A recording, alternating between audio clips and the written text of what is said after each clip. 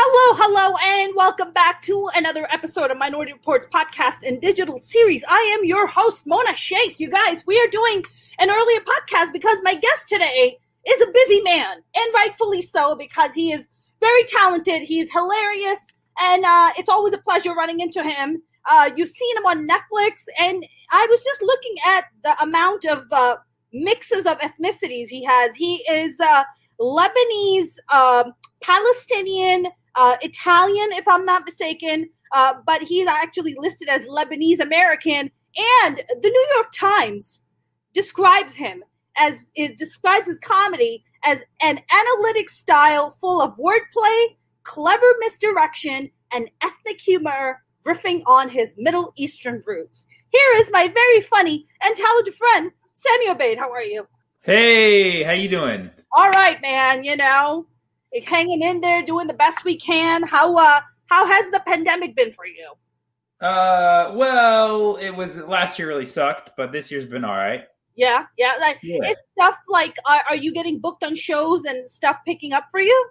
Yeah, people are asking me to do shows. I'm just hesitant. I'm hesitant to go out. I don't want to hit the road just yet. So I'm doing all local stuff right now. But yeah, people are hitting me up, so it's cool. Hesitant meaning have you not been vaccinated? Is that what the hesitation is? I haven't been vaccinated. I got COVID about a month ago, so I don't want to get vaccinated just yet. But I got COVID from doing a show, so you can get it at shows. But yeah, I was gonna get vaccinated this month, but I'm gonna wait now because I still got the antibodies.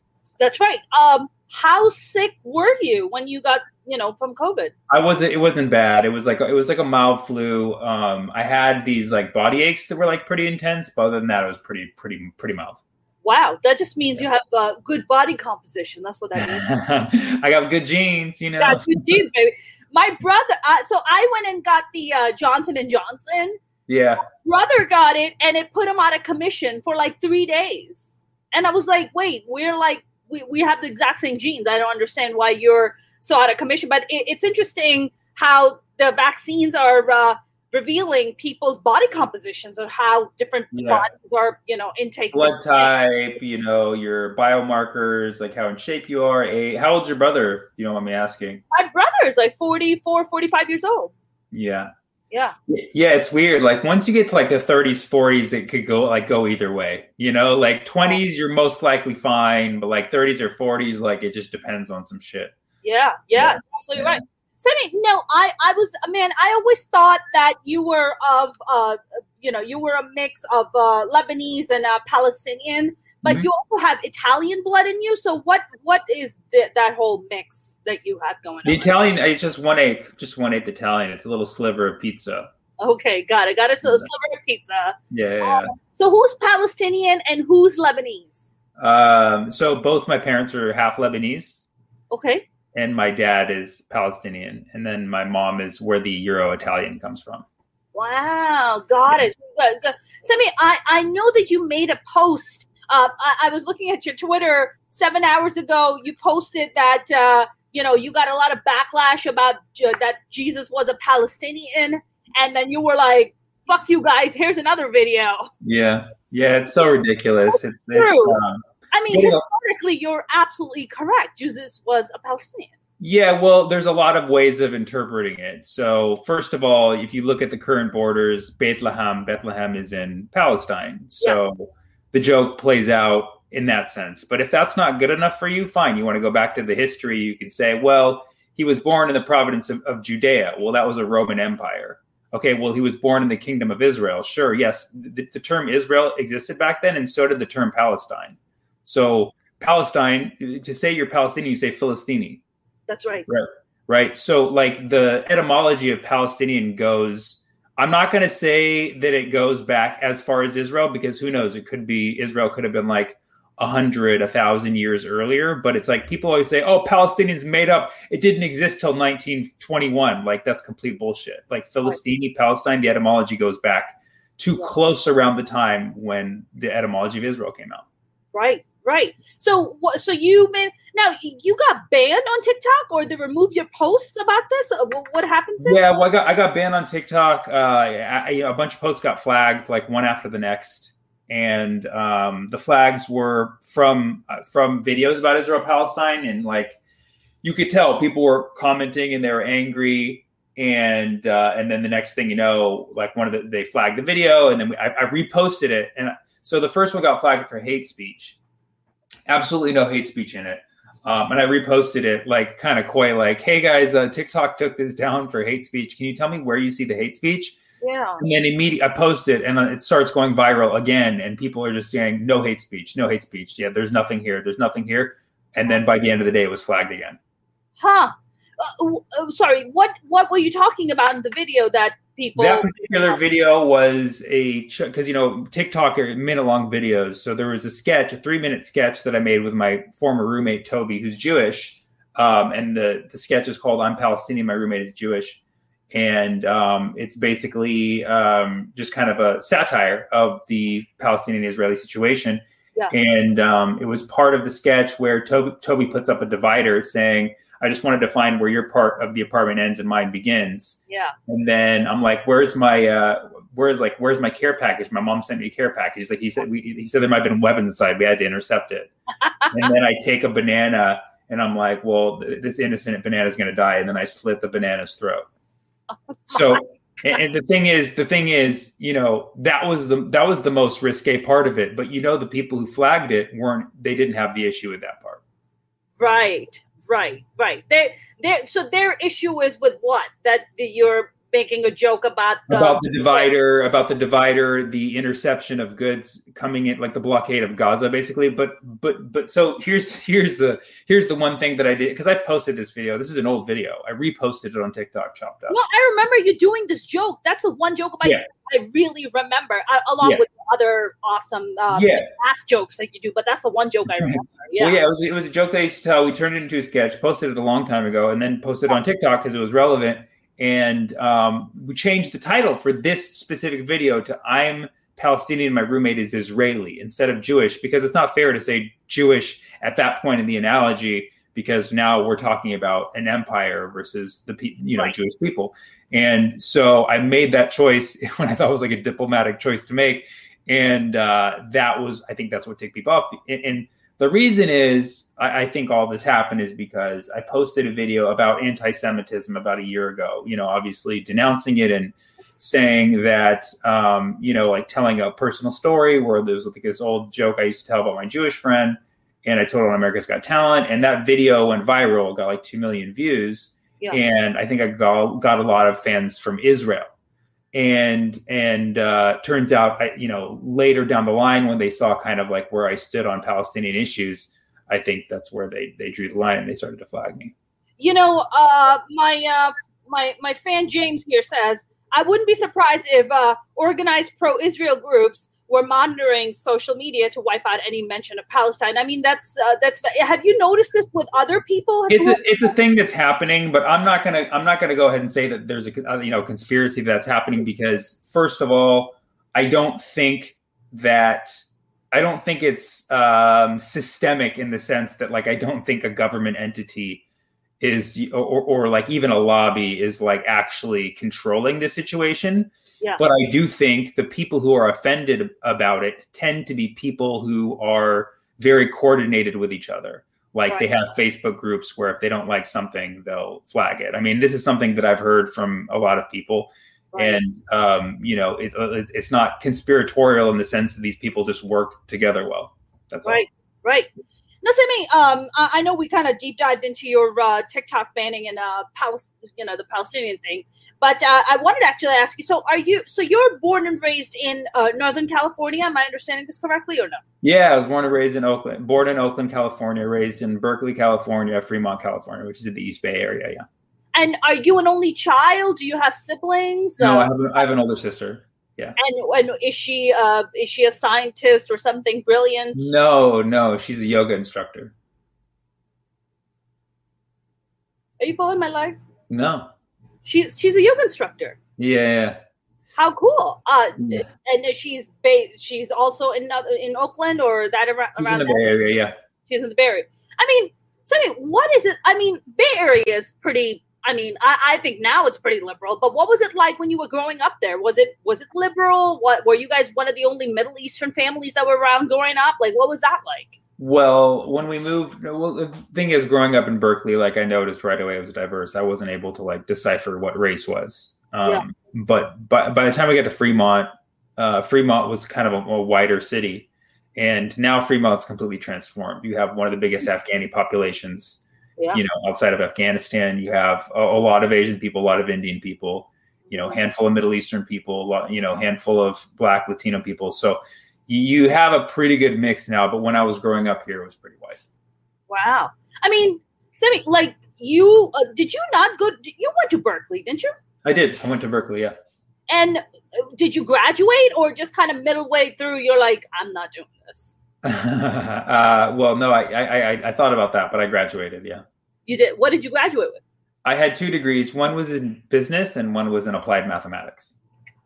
And then you were like, I'm gonna apply these degrees to comedy. Well, it was more like, I don't want to do any of the shit that you're supposed to do with these degrees. So I'm going to see what else there is. And then I tried comedy and went well. So I just kept doing it.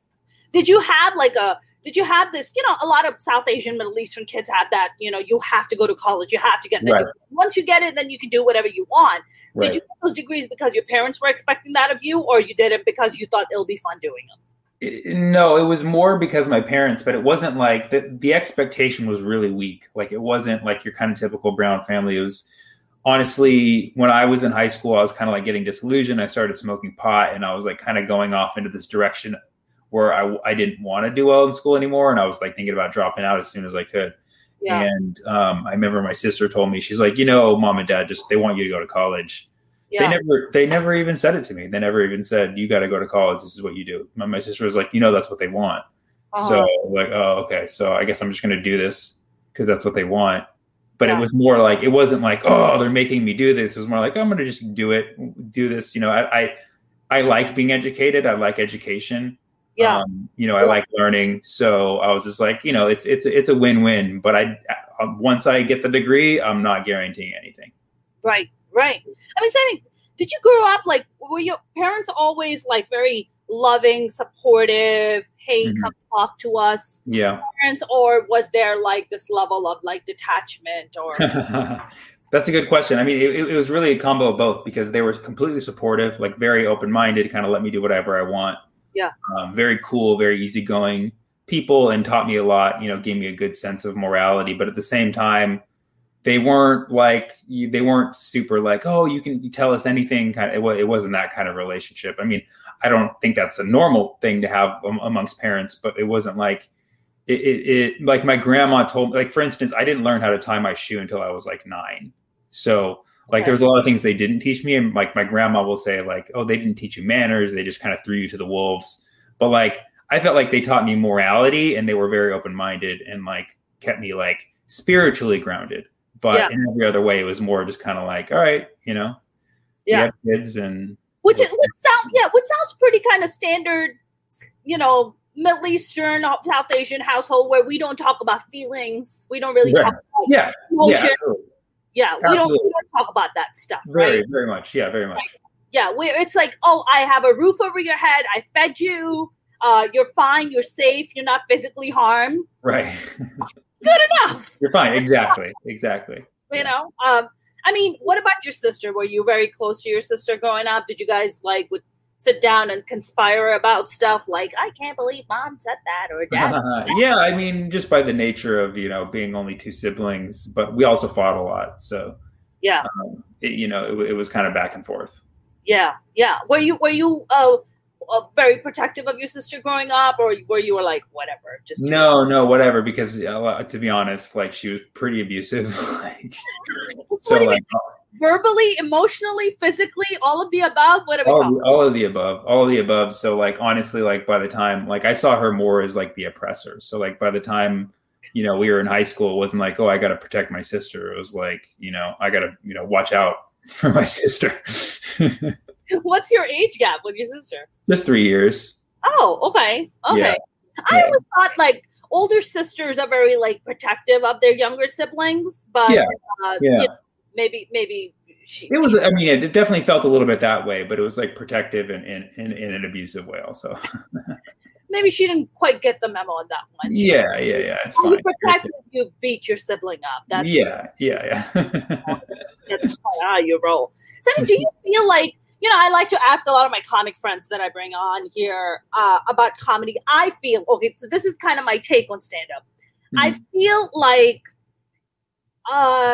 when you look at the greats, right? Like your Richard Pryor, your Carlins, I feel like they all come from a background of trauma and like fucked upness, right? I mean, for God's sake, Richard Pryor grew up in a brothel, for fuck's sake. Yeah, right.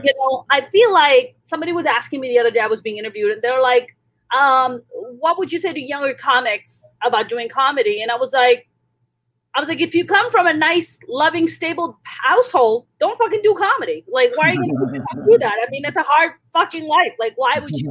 You only do it because you need it. You don't do it because you want it. So how do you feel about that? Yeah, well, I would be lying if I told you I haven't had that thought where, like, I meet someone like, yeah, I want to do comedy. I'm like, you look like you've had no adversity in your life, But at the same time, like, I can't really complain too much about my upbringing. I just had your normal flavors of melancholy and depression that any human being has. Yeah. So really, you realize at some point the human experience is all suffering. Like, we've all suffered to some extent, where some of us have a more robust suffering story and some of us just kind of had a normal story, Right. But do you like your comedy? I feel is it's very smart. It's also very cerebral. That's what I feel like when I watch your comedy, right? It's very well thought out. You got your math jokes and you got your history jokes, and they're brilliant. I feel like, do you feel that they're, I don't know, do you feel like, because you didn't have trauma in your life that it could be something more than what you do, or you don't feel that way at all? Sorry, can you repeat that question? I'm trying to. Yeah, I'm talking about like, sometimes like I watch comics and, they like, for instance, like Hannah Gadsby. Right? Yeah. I don't know if you watched Nanette. Yeah, it's not special. Yeah. I watched Nanette and it fucked me up. It was brilliant and it like messed me up. Like the last half hour, it just messed me up. And I was watching that and it really gave me the courage to write my shit, because I've been through so much trauma, but I've just never had the courage to get up there and talk about it, because I've just had so much shame attached to it, so much pain attached to it. I just didn't know how to verbalize it. So I think, but I feel like, when I sometimes watch Middle Eastern and South Asian comics, I feel like a lot of us come from that lovely, stable kind of loving parent background. But I almost feel like there's a lot of pain or trauma that's missing, because it's a lot more cerebral than it is emotional. Sure. Yeah, that makes sense. Yeah, I mean, and I've been told many times, it's like, if you were like more emotional on stage, I think you could connect to people more. And I'm just like, well, I'm just being myself, like, I'm not going to like fake being emotional just to like get extra connection from the audience. Yeah. But like, cerebral conveying thought is another form of conveying human experience. It's just a different level of wavelength of communicating, and pain can be felt cerebrally. You don't have to feel it in your heart. You don't have to feel it in your body. You can just feel it in your head and just let it. Yeah. No, I mean, I can understand. I can see that, and I can definitely understand that for sure. So, I watched your show you did on Netflix. It was about it's called 100 Questions. 100 Humans. 100 Humans. And I watched it, and I liked it a lot. I thought it was great. You had this other show on Netflix called So Happy Hour. Is that it? It's not on Netflix. That's my own. That's my own show. That's your own show. And what is the show about? It's just like a talk show. I'll have a guest, and I'll have a musical guest, and then I'll do some jokes and sketches. Yeah. And this is on YouTube? What is it on? You can see it on YouTube. We do it live pretty much every week. Yeah, that's all. That's awesome. Sammy, do you ever get confused for Hassan Minhaj? Oh yeah, many times. Because I Googled you looking for your picture, and said Hassan Minhaj, I'm like, that's Sammy Obeid. That is not Hassan Minhaj. Yeah. Not all brown people look the same. What the hell? Right. Yeah. So like I met Hassan when I was maybe less than a year into comedy, and I had really long hair, and we hung out all the time. We did comedy together for a long time, and nobody ever mixed us up. And then about 2 years into comedy, I cut my hair because like a lot of my act kind of like depended on it. I had this joke about looking like Jesus, and I would like talk about my curls, and like people would just like, it was part of the act, and I didn't want my act to depend on the hair anymore. So I cut the hair. Okay. And as soon as I cut the hair, people started like mistaking me for Hassan. And that never stopped. It just kept going until the pandemic happened and my hair just grew back. And now nobody does it anymore. No, nobody's done. Well, yeah, well, that or also, I know Hassan's show ended also, right? Patriot Act. It ended. Yeah. It ended. So I mean, do you when you watch, there's a big wave happening, right? Mm-hmm. Of South Asian comics and Middle Eastern comics, like that. There's a big wave happening. Do you feel like when we go up there, whether it be you or whether it be me, that there are certain expectations of us, of what we can or cannot talk about on stage versus a straight white person, whether it be male or female? Yeah, I mean, there's things that you can't get away with saying, and there's things you can get away with saying. Yeah. There's I think everybody has their advantages, and you learn to you learn to sneak in the words that you're allowed to. Yeah, I mean, what kind of stuff you think we can't get away with? So, if you go to the middle of the country where you have maybe not necessarily a typical American crowd, but like, let's say you have a lot of like Republicans or kind of like far right people who just aren't into immigrants or just aren't into that perspective, or like they'll be friendly if you're there, but they're not going to like laugh if you talk about, the Palestinian strife, so those kinds of people are going to instantly feel more comfortable when they see a white person on stage. Mm-hmm. I mean, listen. I mean, maybe I would get pushback for saying this, but like I've seen it in audience. There's people who get more comfortable when I'm on stage versus a white person. Like every crowd is different. Every crowd has its own mind. Yeah. I've gone to a lot of shows in the middle of the country where I step on stage and I can feel they're uncomfortable because they think I'm about to say some shit that's not going to relate to them. And fortunately, I've learned, I've written enough jokes where I have stuff that can relate to them, but like it doesn't. I have to not be completely myself, and maybe that's just because I'm not fully evolved as a comedian, and that is absolutely part of it. But it's also because a lot of people are just fucking racist. Right. I mean, what has been your like experience where you did something, middle of the country, conservative, Republicans? I did a show in Nevada about 2 years ago. And this is a veterans show on a Sunday afternoon. Everyone is 50 plus and they're all white. It's as white as they come, Sammy. Okay. And I'm like, oh my God, Mona, this is either going to go really good or really bad. So I'm like, all right, no political jokes. So that's out. So we're just going to stick with upbringing, family, that's it. And just observational. That's it. That's all we're going to stick with. I get up, I start doing my set. I start, applauding because it's veterans. I'm like, thank you very much for your service. And these two white dudes in the middle of the fucking room start yelling at me. And they're like, liar. They're like, you don't give a shit about this country. I'm like, this motherfucker here. Right? So I'm like, hey, bring up the lights. Bring up the lights. I was like, let me see who the fuck is talking, right?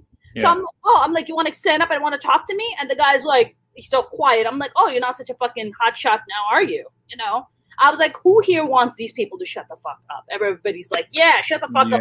Wait, now bring the lights now. So have you had experiences like that where people are just, it's almost like you have to prove your fucking Americanness. It's like, dude, I love this country. I'm here. I am this person because of this country. So like, do you feel that way sometimes when you do shows, or have you experienced stuff like that? Absolutely. And that's exactly what I'm referring to. It's kind of assumed a default because you look like you're an immigrant or you look like you're a product of immigrants. Yeah. That you're going to say some shit like, you better watch what you say. You better fucking just be nothing but thankful, Yeah. and say Blue Lives Matter at the end of your set. I'm not saying. Right, but yeah, I've had plenty of experiences. I remember I did a show in Nevada one time. A guy comes up after. He's like, "You're pretty funny for a towel head." Walks off. I did a show in Chicago. This was when Trump was running, and I didn't know yet that outside of like your little LA, New York bubbles, that Trump jokes are going to piss a lot of people off. So like, dude just called me like an idiot in the middle of my set, and just started talking mad shit. And I didn't know why, but I found out later it's because he liked Trump. But like, it was that mentality. It was like, oh, here we go, one of these fucking, you know what I mean, like ISIS. You know what I mean? Right. And it's listen, like you were making Trump jokes and then he just started heckling you. Is that what happened? Yeah. Yeah. Because and like, I don't like to be conspiratorial because it's like everybody's different. This world is filled with like different people. I don't want to paint people with a broad brush, but like when you do comedy for long enough, I've been doing it for 15 years. If I get in front of a crowd and somebody feels weird about me, I can sense it. That's right. And when you go into a place like that, where like, for instance, it's all white people and some of them, first of all, sometimes you'll be wrong. Sometimes you'll be absolutely wrong. I remember I did a show in Nashville, Tennessee, and this like big white dude looks like, straight off of a farm comes up to me. He's like, "My name's Bubba." He's like, "You were the funniest damn comedian I ever seen." He's like, I have a Lebanese friend upstate. He's good people. Like never would have thought that was going to happen. So like I get proven wrong all the time, but sometimes you can see somebody with their arms crossed. You can see the way they're looking at you. And you'd be like, that person's skinned head is very shiny, and you kind of know what's going on. Yeah. Usually I get the arms folded by the Pakistani aunties. That's what I get. I mean, to be honest, like, the mild disappointment on their face. Yeah, I mean, we're talking about white crowds and stuff, but honestly, I've bombed way harder in front of brown crowds, right? Yeah. Why do you think that is? Sammy, do you think like, culturally, I feel like, it's definitely true for the Pakistani and Indian crowd where comedy is still new to us. It's only 10 years old. Exactly. Yeah. I mean, is that the same for you guys, for Lebanese and Palestinian, or for Middle Eastern comics? Yeah, well, it's really like Russell Peters kind of opened the door for that whole thing. Like Russell Peters made, Indian people want to go to stand-ups, and he even helped out, because he was very popular in the Middle East too. And that's right. And after Russell Peters, you had the Axis of Evil. So like Indians and Middle Easterners going to comedy shows again. I mean, it's now maybe like on average like 15 years old, but it's still new, still very new. Right. And so they're not trained comedy audiences. They don't know what to do. They don't know how the beats of jokes go. They're just used to like listening to old uncle jokes, right. So they don't know where to laugh. So, I mean, it's not their fault. It's just like they're new to it, Right. I mean, have you ever just gotten up there and started doing jokes and everybody's just talking, or they're eating, or they're like, "Sorry, we can't be bothered by this thing you're doing on stage. Anywho," and then you're like, "Hi." Yeah, I mean, that's happened a lot. I mean, normally if I'm doing like a bigger gig, I'll tell them not to let that kind of shit happen while I'm on stage. Yeah. I mean, I feel like for me, I did a show once for this very wealthy group of Pakistanis in Orange County, and I'm in the middle of doing I'm in the middle of doing my set, and nobody cares because there's this very famous singer from Pakistan that has arrived, and the aunties are like fucking creaming their goddamn pants like for this dude to fucking show up on stage. Yeah. And they're like telling me I'm in the middle of my set, and the organizer walks up to me on stage and is like, hi, can we just have the singer go up now? I'm like, oh my God. I'm like, you know what? They're like, can you do the set after? I'm like, I can do the set after, and when I do, I'm gonna go in full roast mode. That's what the fuck. So he does his thing, he leaves, and then I just don't give a fuck after. Yeah. And I just start roasting people. I'm like, fuck you too. You got your fucking, I just do. I'm like, fuck you guys, don't fucking invite me. Fuck off. I don't care at this point. It's like, you just get in that mode where you're like, yo, they don't fucking respect it. Fuck it, Yeah. Have you ever done a set or show for a Middle Eastern crowd, and then people walk up to you and they're like, I didn't, no. After, like, they walk up after, I don't think I've had a lot of like walk up negative feedback from Middle Eastern crowds. It's immediate. It's just while you're on stage. Yeah, just while you're on stage. Exactly. I would rather they just, save it for later. But I did a show in the OC once for Middle Eastern crowd, and they were serving dinner during my set. And it was just very difficult. And they had me booked for 20 minutes. But because it wasn't going well, they tried to get me off the stage at 5. And I started going into the crowd, and I walked into the crowd, like, to get them to laugh because they weren't laughing. So I started going in and like talking to them, roasting them a little bit. And then the host, like, she went back on stage and she was like, all right, well, that's all. And I'm like, no, I'm still doing my set. So like, it became kind of a battle. And then I went for like another 5-10 minutes. And then finally I was just like, I'm done. And it got okay near the end, but it was just uncomfortable for everybody. And it's because they didn't know how to have a comedy show. They didn't know how to treat comedians. They didn't know how to set it up right. So I had to do what I had to do. Sammy, do you know, one thing I've been observing about our people, and I'll just put, all brown looking people like us in one umbrella. But I feel like because comedy is new to us, whether it be here or, in our home countries, I feel like our cultures, and I'll definitely speak for Pakistani culture, and you can tell me about Lebanese, Palestinian culture, our people don't like criticism. Any kind of criticism, any kind of pointing out the bullshit, don't do that. Don't make fun of that. Do you feel that way? Well, I do feel that there's a lot of content restrictions when you do these kinds of brown shows. Each one is different. Sometimes like they're okay with sex, but you can't do politics. Like sometimes they're okay with politics, but you can't curse. Sometimes like they don't even want you to talk about dating because it's so weird. Like it just really depends on the crowd. But like, yeah, there's a lot of content restrictions. Right. But I'm saying like in general, I feel like brown people don't really like to hear criticism of, it's just like, we're fine. Just don't talk about us. Just talk about them white people, talk about other ethnicities. Just don't talk about our bullshit. Right. I don't know. Yeah. I can't say I felt that way specifically, but yeah. Yeah. Well, sorry. I didn't. I can't say that I felt that way. So you don't feel that way. Like that's no, I haven't sensed that any more than I would with any other crowd. Interesting. I feel like the essence of a lot of comedy is criticism. You got to be criticizing something in front of it. Precisely. Sammy, I don't know if you heard, but we might just dive into this for a bit. This whole thing about cancel culture, man. How are you feeling about it? Do you feel like what happened to you on TikTok is part of that a little bit, or is that something different? I think it's something different. It's definitely, you could say it's under the umbrella of larger cancel culture, but it's not. It doesn't seem related to the cancel culture that we typically talk about.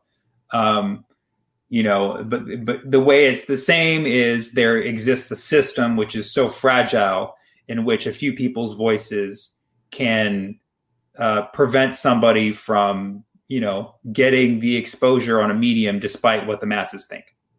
That's the general broad definition of cancel culture in which it fits. However, it's not a thing where like I'm a celebrity and I said something that like pisses a lot of people off and they don't want to see me in the networks. That's different. Right. There's a lot of talk about, I think Seth Rogen just got a big backlash because he's like, hey, at some point your jokes are not going to age well. And that's fine. Like, that's okay. That's just part of your growth. And then one stand-up comic came out on Twitter is like, can we just cancel the fact that Seth Rogen is actually considered a stand-up comic? And I was like, oh, that's a burn. That's a burn right there. Yeah. Well, it is, it has divided comedy into camps. Like, honestly, I don't give a shit. Like, if you want to feel like people are canceling too easily, you can. But I also see the other side of things. I see like, dude, there is a line. You can't be molesting people. That's right. What do you mean? Like, oh, he got canceled. What did he do? Well, he molested like 3 people. Okay, well, Right. I think that's probably a good thing, you know? That's right. Oh, somebody got canceled. Well, they said the N-word 7 times. I mean, 7? Right. They should have been canceled on the first one. I mean, they were canceled 7. Right. Yeah. I mean, listen, with those kinds of transgressions, I get it. You know, like, I guess there's borderline stuff. Like Aziz Ansari, he had a date where he was pretty sexually aggressive, although he did not technically assault or anything like that. That's correct. You know what I mean? That's correct. That was just that was just a date gone bad. That was a bad date where the woman had different expectations, and Aziz comes in like, I'm a star and I want to get my dick sucked. That's right. That's correct. Like, that was an obvious human thing, but she was able to put it out there in a way that, you know, got a lot of people thinking and not wanting, you know. Right. But you know, like that's one of those kind of like fine line cases, I think. But right. But you know, like with Louis, for instance, like that seems to have crossed a line, you know.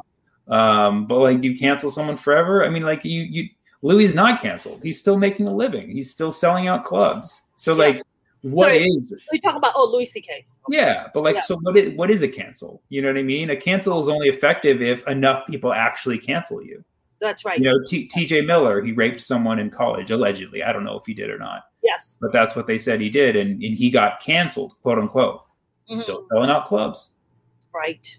So like, you know, where does it end? I mean, I got canceled on TikTok, for being, you know, saying things against Israel's government, and I lost that sweet monthly TikTok check, but I'm still on Instagram. Right. Absolutely. So you put the same content on Instagram and Twitter, and you don't get canceled there. Nobody's reporting you, or they're not, you know. I mean, I'm not gonna say hallelujah Instagram, because I've heard people getting canceled on Instagram too. So sure.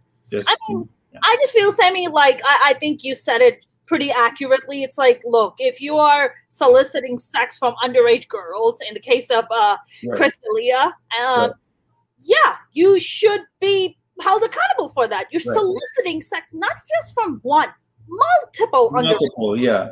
Right. And then it goes back to the thing of, well, these are just allegations. We don't have the proof, but it's like, I don't know, like it seems to happen to certain people who got themselves in similar situations. And if they did it once, they likely did it twice and thrice, and et cetera, et cetera. And like, you know, if you everybody has a gut instinct, and, you know, usually the gut of the people is somewhat right. Right. And so, I mean, like, let's not forget that, you know, the only reason Bill Cosby got held accountable is because he got called out by another black male comic. But thank God for Hannibal Buress. Like, thank God for Hannibal Buress going on and saying, dude, he's been raping women since the fucking 70s. Like, how is he not held accountable? That video goes viral, and then all cases start resurfacing back up again, right? Yeah, Hannibal Buress essentially was the igniter of the Me Too movement. That's right. I mean, that's right. And it wasn't like his intention, but like he had a good joke about a premise that nobody would talk about, even though it was a story. It already existed. Like, you could search online and you could find it. And he was like, yo, why the fuck is nobody talking about this? Right. And then society realized, like, yo, like, why are we not talking about this? Right. And if you're like upset about that, I mean, like, who are you raping? That's right. That is correct. Whose team are you on? Yeah. Right. Absolutely. I made a post about, I think tweeted something about, Chris D'Elia. You know, I don't know if you know about his case, but, you know, there's a federal indictment that's being launched against him because, you know, you're soliciting sex from underage girls. And these fucking trolls got on me, and they're like, they're going to come and cancel you too. Why don't you cry more? And this and that. And I'm like, fuck you. I'm not out there fucking molesting and raping and fucking soliciting sex from underage boys. You fucking fear of cancel culture is pretty stupid, because if you're doing the right thing, you're protected. I mean, I don't give a shit if you're religious, because I'm actually not really religious. But like, if you do the right thing, God's protecting you. If you do the right thing, the angels are protecting you. If what goes around comes around. If you're a good person and you're doing the right thing and you're good at what you do, you're not going to get canceled. And if you do, it's going to be the biggest injustice in history, and you're going to get crucified, and you're going to be the next Jesus. So fucking enjoy it. Precisely. 100%. Sammy, you know, I look at someone like you, And I'm like, Sammy's one of the good ones. Like every time I look at you, I'm like, man, you're a good man. You work hard. You're incredibly talented. You consistently fucking deliver. There's no fucking drama ever attached to you. There's no ever like any kind of bullshit attached to you. And that's kudos to you. That's because you're not some fucking freak job out there doing weird fucking shit, man. Yeah, but and I hope to keep it that way. But like, I'm gonna be honest. Like there was like when I first like got on TV and got buzz and like Tinder came out, I was trying to have sex like multiple times, not multiple times a day, but like a week. I would go out on different dates, and I realized, my like thing since like day one, since I started like interacting with women, is like I let them make the first move, and that was always just me being a pussy. It turned out to work out very well for me. It's called Bumble. It's called Bumble, Sammy. Bumble now, you mean? Because Bumble, women make the first move. Not Absolutely. But I was, but I was on Tinder for like, when it first came out, and I was meeting up, I was like going on multiple dates a week. And I realized at some point, like if I'm hooking up with a lot of people, like something could go wrong at some point. Not like I'm going to like do something illegal, but like if one of the dates just doesn't go well, or I get cocky, like Aziz did, it's going to come back at me. So I see how, dudes especially can get in these situations. And it does ultimately come down to the choices you make and what kind of person you are. But like, there is an alternate reality where if I kept going in that direction, I could have had some Aziz dates, Sure. I mean, Sammy, when you go out, what is it like now for you? I don't know if you're in a relationship or you're dating someone, but what is it like for you now when you go out? Are you more cautious? Are you more careful if you're on dating apps, or like going on dates with people? You're just like, let me be cautious. Let me make let the girl take the lead. Like, how is it? Do you walk in with kind of your guards up a little bit, or how is it for you? I actually have not been dating at all. I haven't been on a date in a long time. Like pandemic, since the pandemic started. But like, I mean, in the recent years, like going out, if I went out, it's just, I'm still like this, how I've always been, like very reserved. I mean, the Me Too movement, if even just made me like hyper aware, and like, all that'll be my excuse now. Like back in the day, it was just what I did, but now it's just like, no, you got to make the first move because I mean, to me, you don't come across as someone who's like threatened by Me Too or Time's Up because you're not a fucking creep job. That's why, and which is freaking great. So maybe Sammy, you can start like PSAs about how not to be fucking creepy. This is how you do it. You grow your hair out. You don't go for a while, and you let the girl make the first move. Well, I mean, another thing I've learned is that creepy is all relative, because I've been called creepy many times. I've been told I look creepy. Yeah. It's just people who creepy is just feeling like somebody's interested in you when you're not interested in them. That's all it is. Really? See, that's not what creepy is to me. That's not what creepy is. If a guy is interested in me and I'm not interested, it's not creepy to me. That's not creepy to me. What's creepy to me is the fact that the guy is not interested in me just like he actually wants to date me, but he actually wants to do something very sinister, right? Okay. Sinister. So I think it's a different definition for a guy than it is for a girl. But for women, the moment we hit puberty, we become very hyper aware of, how guys look at us. Like they're staring at our chest, they're staring at our asses, and we're just like, what's going on? This is weird. Shit is popping out of my shirt. I don't know what's happening. So I think for us as girls, we become hyper aware. So we're just like, okay, that guy is looking at me with super fucking creepy eyes, right? It's one thing to be like, hey, I'm interested. I find you attractive. I'd like to go out with you. Versus, I would love to rip your clothes off, put your face down in the fucking pillow, and fuck the shit out of you. Now, that's a different conversation. Right, of course. I'm lock you in my basement and not feed you for days, right? I mean, and this is, I'm not justifying this at all, but like it's guys coming at a first date with 30th date energy. What's the 30th date energy? When 30th date is where you've already been with this person for a while. You guys have had sex a bunch of times. You're starting to do it rough. So wait, is a guy being like aggressive? Sammy, this is a true fucking story. Okay, I didn't even give this guy my number because I was getting little creepy vibes from him from a dating app. And we were talking, and he was like, yeah, he's like, can you video call me? I'm like, yeah, sure. So I video call because that's now part of my new process. I have to video call you, see that it all works out, and then we can go on, move forward. And I video call him, and he's sitting shirtless in his bed, and he had his camera turned towards his laptop, and he was watching porn. And I'm like, hi. I'm like, are you watching porn in your bed shirtless? I don't need to know what's happening. He's like, well, yeah, you caught me. And I was like, okay, that's fucking creepy to me. Yeah, right? yeah. That's funny. And then he goes, well, I didn't finish. Do you want to watch me finish? And I was like, tempting, but no. Yeah. My self-esteem isn't that low. I'm going to go. Okay. Yeah. And then I reported him. But it's that shit is fucking creepy as fuck. Yeah. Yeah. I've heard a lot of stories like that too. It's really sad. It's disgusting. Sammy, we're gonna wrap up soon because I know you also have to go. Do you have a stand-up special out by any chance? No, I have albums out. I was gonna release. So the last album that I made, it's called Organic. And I was going to release the special associated with it. It's because I did film it, so I was going to release it probably in a month. Sorry, what is it called? Organic. Not organic. Organic. Organic. What does that mean? I know. Did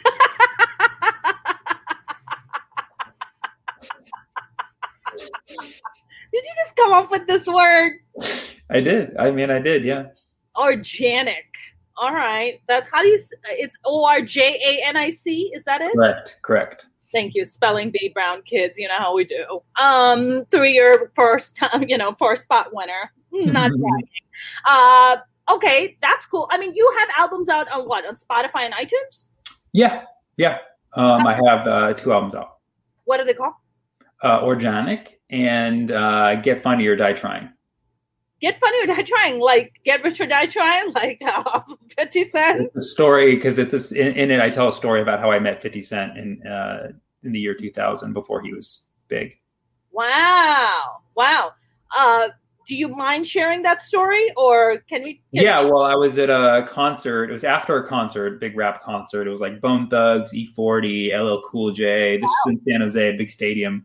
Wow. And some friends are outside after, and this guy comes up to us and he's like, yo, you want my mixtape and give it to you for free? And it's just like, how much can this be worth? He's giving it to us for free, but apparently it was worth 50 cents. It was 50 cents. He was handing out his not half a dollar, 50 cents. 50 cents. 50 cents. Did you give him 50 cents? Did you Venmo it to him? Or Venmo didn't exist back then. That is very true. No PayPal or no Venmo. That is very true.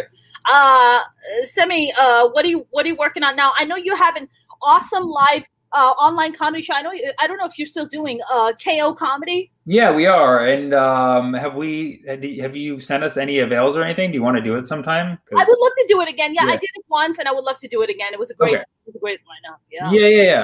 Yeah. So just send us your avails whenever you want to do it. But yeah, we do it every weekend. It's called KO Comedy. You can RSVP for free. It's all free shows. Yeah. KOcomedy.com. Friday through Sunday. Actually, we have shows throughout the week, but Friday through Sunday are like the main one. Yeah. I mean, I just did a show at the Comedy Chateau. Have you been there yet in North Hollywood? No, I have not. Okay. Yeah, it's interesting. The location is interesting because it's right across the street from Haha. And I'm like, okay, that's it. It's kind of becoming like that battle that went down between Laugh Factory and Comedy Store, where they were like, you're a Laugh Factory comic, you can't perform at the Comedy Store. Yeah.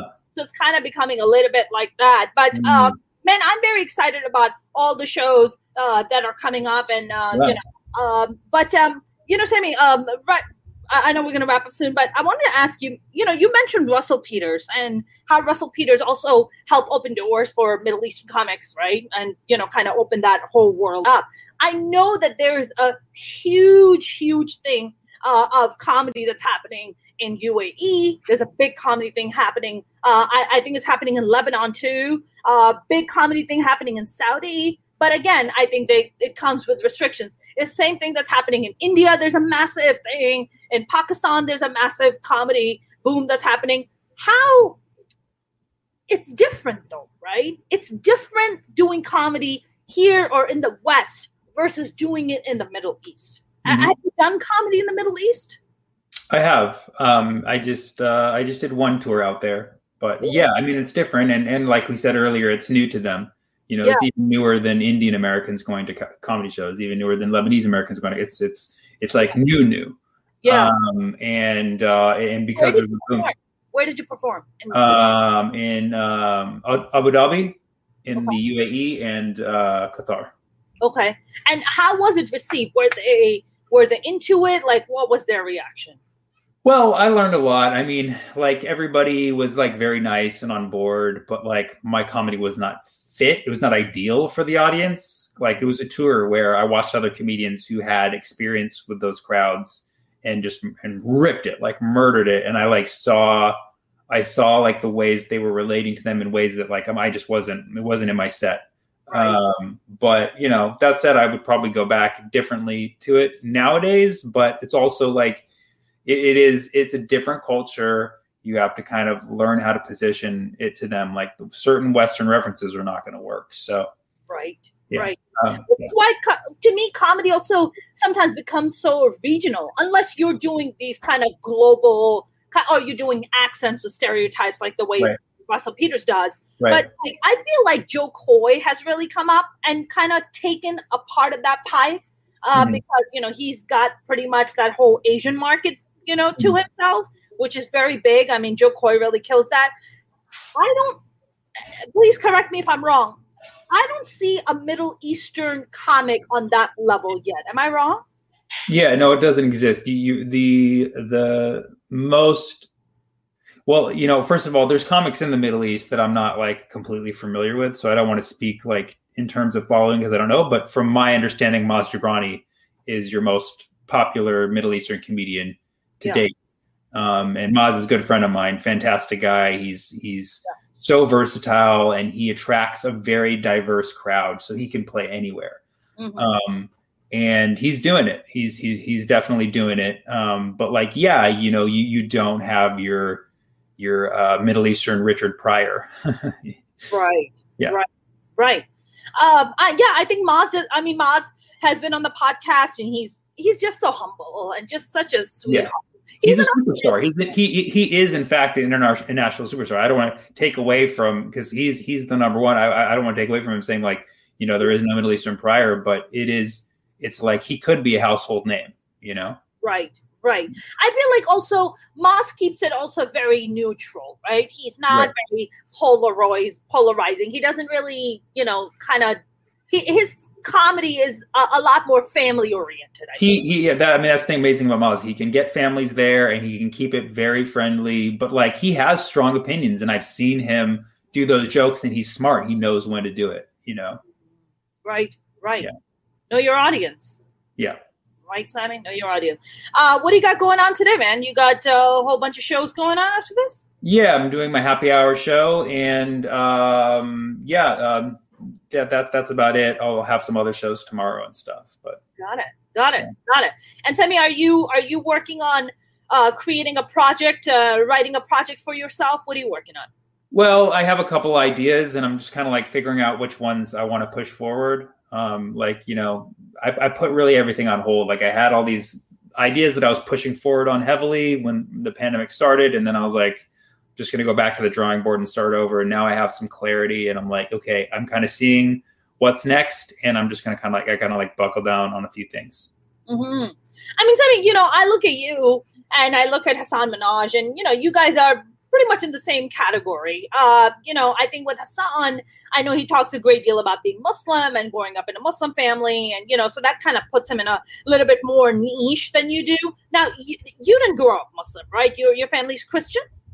Yeah, but like, we're not religious. Like, my parents were just very a-religious. But we have Muslims and Christians in our family. Yeah. So, I got the full religious experience via them, but like my parents, we didn't like my grandma made me go to church a few times with her, and I did have to get baptized for my grandparents. But other than that, just like very just open friends of every religion and, learning from them. But other than that, no religion myself. Man, I look at Christian families, whether they'd be American or Middle Eastern, and I feel like Christian families are chill. As someone who grew up in a conservative Muslim household, we have zero fucking chill, dude. Zero chill, okay? You guys chilling. We zero fucking chill. So right. I feel like, do you feel like, how should I phrase this? Do you feel like having that edge of religion kind of gives Hassan that extra edge to be like, hey, I'm Muslim. I play up the Muslim part. So people are like, oh, Muslim dude, let's hear from his guy. His perspective is so unique. Let's hear what he has to say versus what Sammy Obeid has to say, because Sammy Obeid grew up in a Christian. Yeah, what if I was just like, yeah, fuck Hassan Minhaj. No, Hassan, like, he hooked me up more than anybody else when I started out comedy. He taught me a lot of... Hassan's a very nice guy. Taught me a lot of very vital things. And so like and watching Hassan from the very beginning, I was blown away the first time I saw him. I was like, this guy's going to be a legend in the making. And I was actually shocked that he didn't get famous quicker than he did. So like Hassan is a mega talent, and I think that transcends any kind of religion or race. But yes, I do think that because there's not a lot of popular Muslim figures, especially in America, as a Muslim kid growing up, you see that and you're going to gravitate towards it 100%. So, right. And that's a fantastic thing. Like, we need icons like that for brown people, for Muslims. And so, yes, people will gravitate that in a way that, like, I can't like pretend that I'm Muslim or go up and like talk about Ramadan, because I don't really know what the fuck I'm talking about. Right. So it would be phony, but like, I do have a lot of Muslim fans. But like, yeah, I can't be an icon for Muslims because it just wouldn't make sense in that sense. Right. But in terms of like why Hassan, is successful as he is, it's 100% his raw natural talent. Right. Absolutely. No, I've seen Hassan go up. I think Patriot Act was just such a great show, and it really showcased his talent really, really, really well. So it was brilliant. Yeah.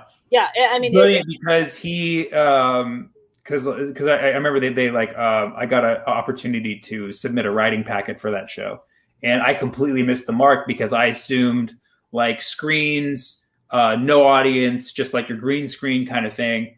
And then when it came out and he was in front of a room, I was like, this is fucking brilliant, because now he can use that stand-up energy for the show. And it was a very, very, very great move, great medium for him. Yeah, absolutely. Sammy Obeid, this has been a pleasure, my friend. This has been a lot of fun. Where can people follow you? We know TikTok is gone, but we got Instagram, Twitter, Facebook, YouTube. What else? Where can they follow you? You can follow me at Sammy Obeid, Twitter, Insta, TikTok no more, but we'll see. Maybe I'll start a new one.